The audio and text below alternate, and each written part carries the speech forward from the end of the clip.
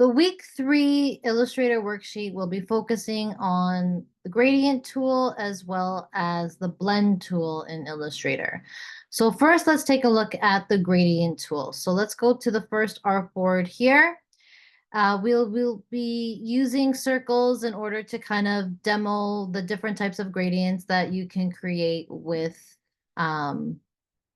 within Illustrator. So I'm going to grab my ellipse and draw out a circle here. So to apply a gradient fill to a color, or to a vector rather, I can draw out my shape and then click on or select the gradient tool in the toolbar here, and then click back on my shape. And that will apply the default gradient in Illustrator, which is black and white. So here I have my color. It's not exactly the color that I'm looking for. So in order to modify or to change this color to be more specific to my needs, I can select these color stops at the bottom here.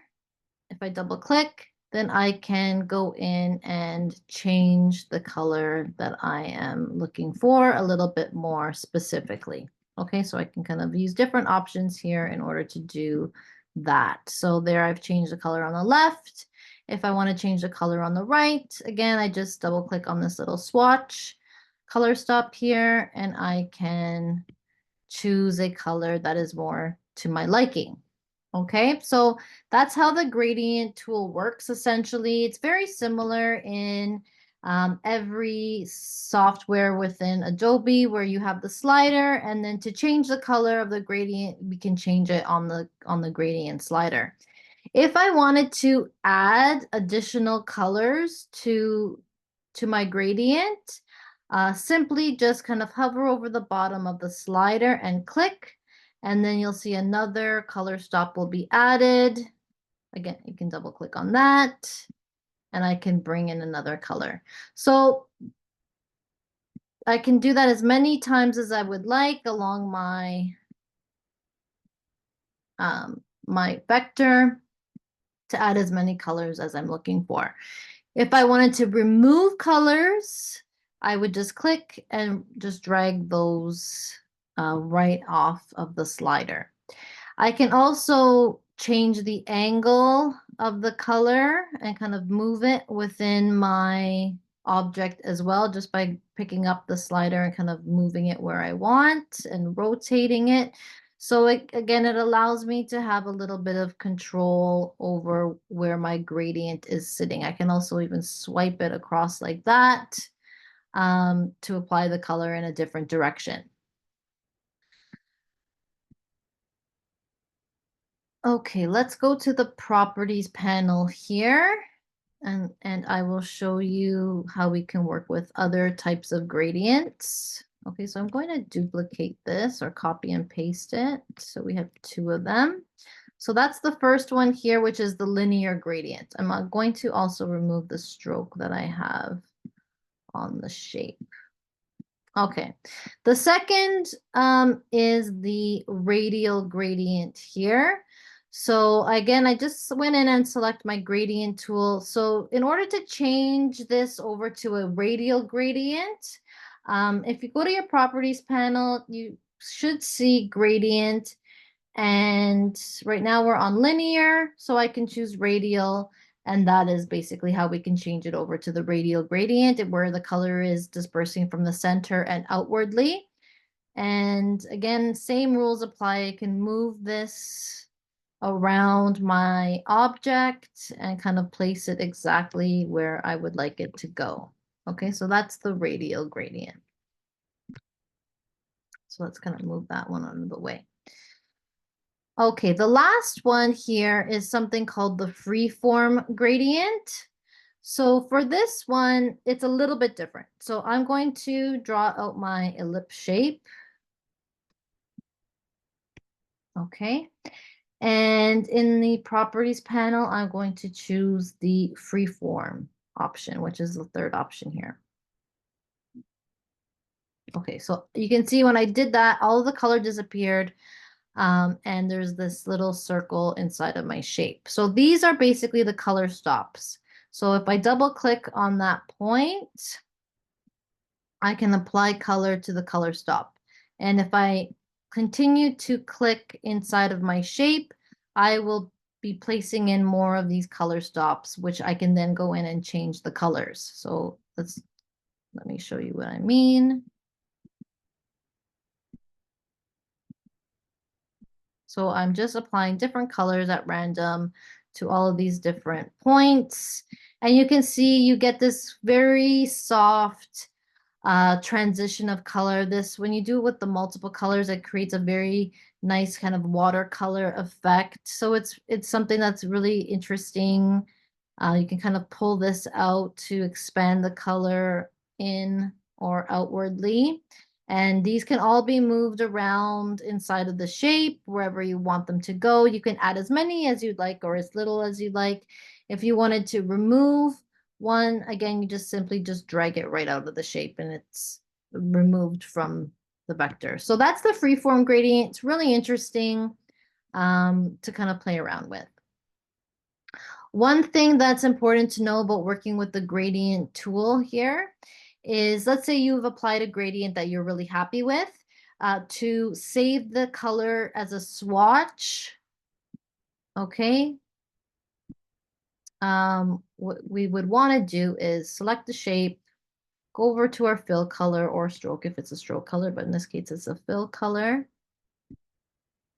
And simply just add the swatch. So let me kind of do that one more time with this pink. That's locked right now. So I'm going to select this color here, go over to my swatches panel, which I removed. So we're going to go into color. If I double click on the fill,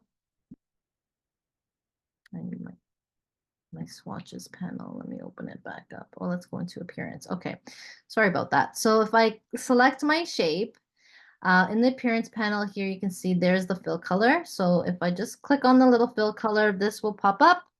And if I hit the little plus sign here, I'm going to call this yellow pink gradient.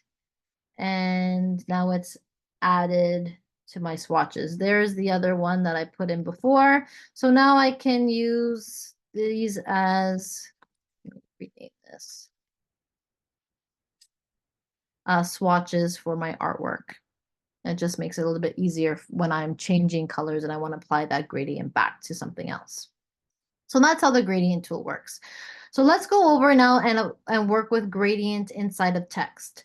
So there's two ways that we can apply gradient inside of text, which are shown here. So one is where the text, or each character rather, has the single gradient within each character, or we can also apply it smoothly across the entire word. So I'm going to type out a word here. I'll type out the word gradient, and I'd like you to type out whatever word you'd like. Choose a typeface, something bold so that we can see the color being applied. I'll just use Helvetica.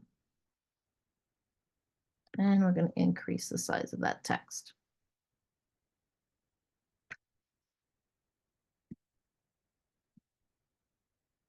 Okay, so here's my text. I want to apply gradient to it. So if I go to select my text, and let's say I choose one of those gradients that I saved as my fill color, you can see that the color does not apply to the text. So in Illustrator, you can't apply gradient color to text. What you need to do is outline the text in order to apply the gradient. So first we need to outline the text. So that means, again, converting it over to a vector, or as we learned last week, expanding the text. It's exactly the same idea. So here's my text, type, create outlines. That will now convert it over to a vector. So if I go in here and choose the gradient swatch that I saved. You can also use the orange and yellow one that is by defaulted inside of the swatches panel, or you can use one that you created customly. So once I select that gradient swatch as my fill, you can see it applies it no problem. But what it does is it applies the gradient in each individual character, which is fine if that's what you want to create, but I wanted to create something a little bit more smoothly like this. So I'm going to duplicate this. So we have two. So in order to apply it smoothly, all you have to do is select the gradient tool, and you can see each slider in each word, and we're going to click and drag right across our word with the gradient tool. All these separate sliders will show up. It's basically just indicating that there is a slider for each character, but the color is moving right across the entire word. And that is how we can apply a smooth gradient color to an entire word in Illustrator. So again, I can use my gradient tool on the toolbar, and I can swipe that however I'd like in whatever direction I want, and the color will be dispersed very specifically to my liking instead of in each individual character, which can look a little bit busy depending on exactly what it is that you are trying to communicate. So that's the gradient in text. The next thing that we're going to be looking at is the blend tool. So the blend tool, as we looked in the lesson, is something really interesting. You can create many different things with the blend tool. All of these are examples of different blends that are being created. And it's really interesting the things that you can do with the blend tool. So let's go in and see what exactly is going on here. So for this one, we have this ring that I would like you to start out with. So we're going to duplicate, or again, you can copy the ring. So let's duplicate it. And we're going to change the color of this new ring. So I'm going to use something similar.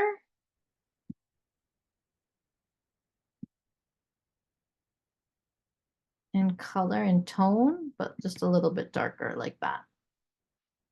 Okay, so I have two of these rings. So you can see in the example on the left, I've essentially added additional rings in between using the blend tool.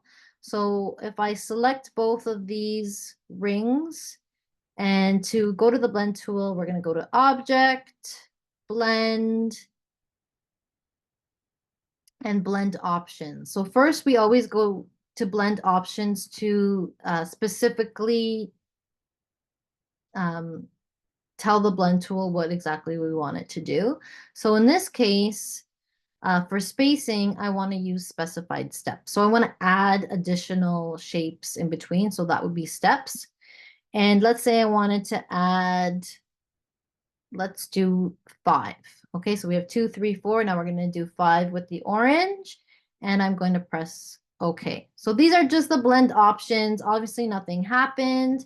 In order to go in and make the blend, we need to go to Object, Blend, and Make, or you can use the shortcut, which is Option Command B or Alt Command B if you are Alt Control B, rather, if you're on a PC. So Object, Blend, and Make.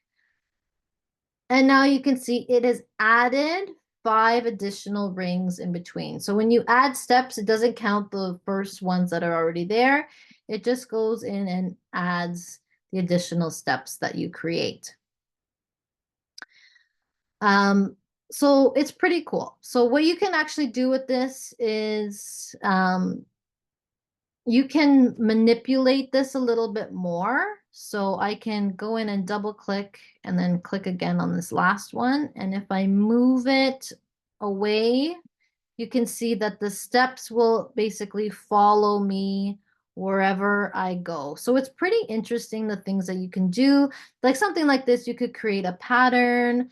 Sometimes if you're looking to get like a color, a very monochromatic color, color swatches, you could use this in order to create it. And what it's essentially doing is it's blending, in this case, it's blending the colors together. So even in this example here, it's moving from the very light kind of, or the cyan to the darker blue.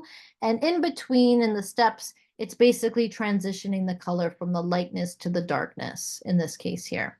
So that is one indication of how the blend tool works. So let's go over to the second blend example. So this one, we're going to be using smooth color. These here are both examples of using the smooth color to create these vectors. Okay, so there's two shapes in here. Basically, this is that. And it's using the smooth color. So it's almost like a gradient. It's not as smooth as a gradient, but it still kind of creates a very smooth color transition. So for the smooth, we want to, again, select both of these objects, right? We're not just selecting one, but we should be selecting both. Okay, so we're going to select both of these. And object, and we're going to go back to blend options. So first we have to, again, tell it what we want it to do. In this case, we want to change from the last artboard. So we're going to go to blend options. This time we're going to choose smooth color, press OK. And then I'm going to use the shortcut Option Command B or Object Blend and Make. And there is my blend. Okay, so it's blending those two together. So again, same thing. I can isolate one of these hearts by double clicking and then clicking again to isolate. And I can drag it out. And you can see the smooth color transition will essentially follow me wherever I go. So I can move it, I can manipulate it. It's pretty interesting.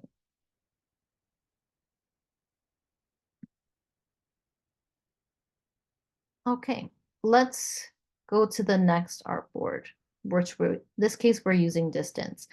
So the blend tool blends shapes together. It kind of morphs one into another in whatever characteristics it has. So in this case here, we're going to go from a circle to a square. And we're going to morph these two shapes together. We're going to change the color of one of the objects. It doesn't have to be the blue, it could be something else.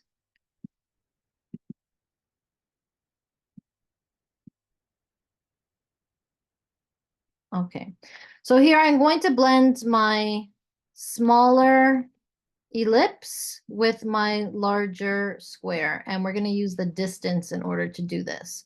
So first we need to define our options. So object blend options first, and this time we're going to choose specify distance. So the distance is set to points. In order to kind of understand the size of this, we can think of text. So 4-point type is relatively small, right? So that is how the spacing would be. So let's say I choose 10 points. Okay, so again, think of 10-point type. It's, it's not a huge amount of space, but it's double than 4 at least. So I'm going to press OK. And now I'm going to make my blend. So Option Command B. And there you can see my blend is created. Okay, so what it's doing is it's adding additional shapes in between the two of them, and it's always maintaining a 10-point distance. So it's very similar to the steps. The main difference is the steps will always remain as a fixed number, and the distance will always either add or remove the additional shapes depending on how far away something is. So that is how the blend tool works with the distance. So you can see it's morphing the shape from a circle, and it's slowly becoming a little bit more rigid into a square, and also the color transitioning is happening from pink to green as well. So whatever the two different shapes are, the blend will basically morph them from one to another. So it's very, very versatile, the things that you can do with it. So let's go to the next artboard and see what that one's all about. So this one here, I'm going to be showing you with strokes and no fill. So you can see when you're using a stroke with no fill, you get this spiralized effect because the shapes are, again, they're overlapping, they're blending together. And because there's no fill, we can see all of that happening in between. So it's really interesting here. And we can also create curved paths with our blend by using an option called Align to Path. So for this one here, we need to draw two circles, two different colors, two different stroke colors, no fill. So let's do one over here. So no fill, oops, no fill, a stroke color. I'm just going to give it a little bit more thickness. One is actually thicker than the other in this little example here. So let's draw another one. These are too close in color. So we're going to draw two colors. Okay, let's make one a little bit heavier in weight. Okay. So we have two shapes. The next thing we need to do is draw a curve. So I'm going to draw a Bezier curve the way I showed you in Unit 1. Like that. Okay. So again, to do the curve, I'll just reiterate those steps one more time. So I'm clicking and dragging up in one motion, and then I'm coming over here and clicking and dragging down and making sure these little antennas, these handles are at roughly the same height. When you are working with the curve, really important that it has no color applied to it. So no fill color, and it should have no stroke color as well. So basically it is invisible. So let's do the blend. So when you're making the blend and you want it to go on to a curve, we need to select all three items. So in this case, that would be the two circles and the path. We're going to go to Object, Blend, Blend Options. So for this one here, we're going to be choosing Specified Steps. Let's start off with 20. And here, orientation, we want to align to path. So we're going to choose align to path, press OK. Again, we just defined our option, so now we got to go back and make the blend. So Option Command B, and there is the blend. Okay, so if we wanted to add more steps, we basically have to undo and go back and change that amount. But that is essentially how we can align it to a specific path. So again, you can create some interesting things like that. Even more interesting than that is the last artboard here, where you can create something that looks very 3D, this kind of tube effect, which is done with the blend tool here. So kind of showing the three steps, I guess, that we have to do. So the first thing that, if you wanted to create something like this, is to essentially blend two circular vectors together that have a gradient applied to them. So let's do that.